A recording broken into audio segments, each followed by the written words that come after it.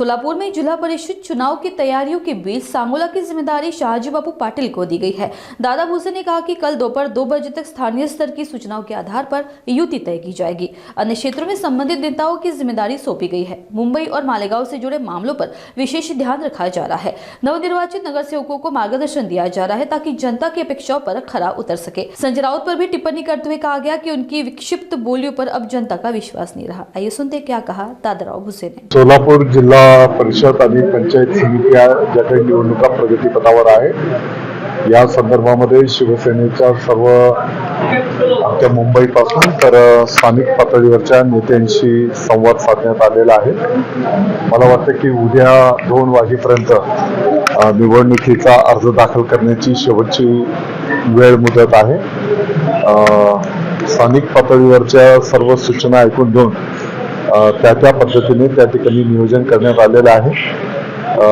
तुम्हाला निश्चितपणे उद्या दुपारपर्यंत किती जागेवर आपण त्या ठिकाणी निवडणूक लढवत आहोत याची माहिती आम्ही उपलब्ध करून देऊ। सांगोल्यामध्ये ज्या पद्धतीने शाहजी बापूंना नगरपालिकेसाठी त्रास देण्यात होता आणि असं दावा विधानसभेला देखील त्यांना पाडण्याचा प्रयत्न भाजपकडून झालेला होता, त्याची जाहीर कबुली जयकुमार गोरेने केली।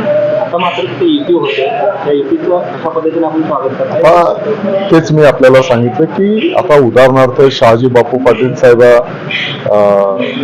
सांगोला असेल किंवा इतरही ठिकाणी त्यांच्यावर त्या ठिकाणी जबाबदारी दिलेली आहे। स्थानिक पातळीवरचं जे काही निर्णय चर्चा करून घेण्याचे अधिकार त्यांना दिलेले आहेत। दादा, मालेगावमध्ये इस्लाम पार्टीचे आहे, ते सत्ता स्थापन करते, आपली काय भूमिका असणार आहे त्या ठिकाणी मालेगावमध्ये? हा, इस्लाम पार्टी सोबत जाणार आहात कोण? शिवसेनेमध्ये मालेगावचा विषय मालेगाववर सोडू आपण। एमआयएम तयार आहे त्या ठिकाणी सौदेबाजीसाठी हॉटेलमध्ये ठेवलं जात आहे आणि कुठे मुंबईचे जे नगरसेवक आहेत त्यांना हॉटेलमध्ये ठेवलं गेलेलं आहे। तर मग मुंबई महायुतीचा महापौर होणार असेल तर हॉटेल मला वाटतं की याचं उत्तर ऑलरेडी माननीय शिवसेनेचे मुख्य नेते एकनाथजी शिंदे साहेबांनी आपल्याला दिलेले आहे।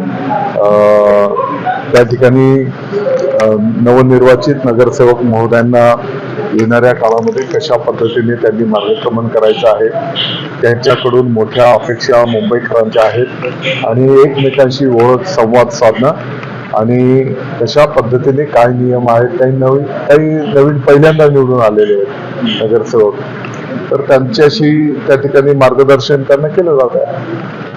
टीईटी परीक्षेसाठी 83 मार्काला उत्तीर्ण ठेवलं आतापर्यंत, मात्र चालू वर्षी 83 मार्काला, त्यामुळे अधिक त्या संदर्भामध्ये योग्य तो निर्णय करण्याची सूचना केलेली आहे। मुंबईचा महापौर हा दिल्लीतून ठरणार आहे। जर का बाळासाहेब असतील तर त्यांनी कानून लगावले असतील, कारण मुंबईची गरिमा जी आहे आपल्या सर्वांना माहिती आहे की दररोज काहीतरी विक्षिप्तपणे बोलणं, त्यांच्या बोलण्यावर पण आता लोकांचा विश्वास नाही आणि त्याला किंमत जनता जनार्दन देत नाही, हे आता आपल्याला बघायला मिळत आहे।